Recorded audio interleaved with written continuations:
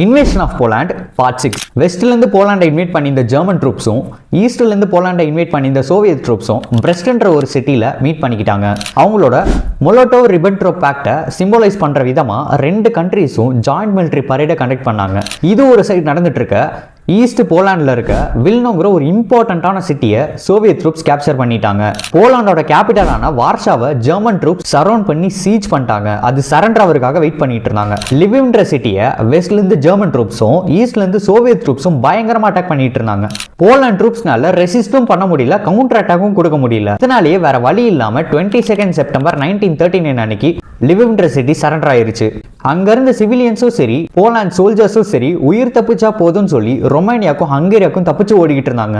Invasion தொடங்கி 22 நாள்ல German troops வந்துட்டு 70% ஆஃப் த போலாண்டை கேப்சர் பண்ணியிருந்தாங்க. இன்வைட் பண்ணி 5 நாள்ல சோவியத் ட்ரூப்ஸ் வந்து 25% ஆஃப் த போலாண்டை கேப்சர் பண்ணியிருந்தாங்க. ஓவராலா 95% of the Poland territory German ட்ரூப்ஸும் சோவியத் ட்ரூப்ஸும் கேப்சர் பண்ணிட்டாங்க. அடுத்து என்ன நடந்ததுன்றதை என்னோட நெக்ஸ்ட் வீடியோல சொல்றேன். இன்ட்ரெஸ்டடா இருக்கவங்க ஃபாலோ பண்ணி வச்சுக்கோங்க.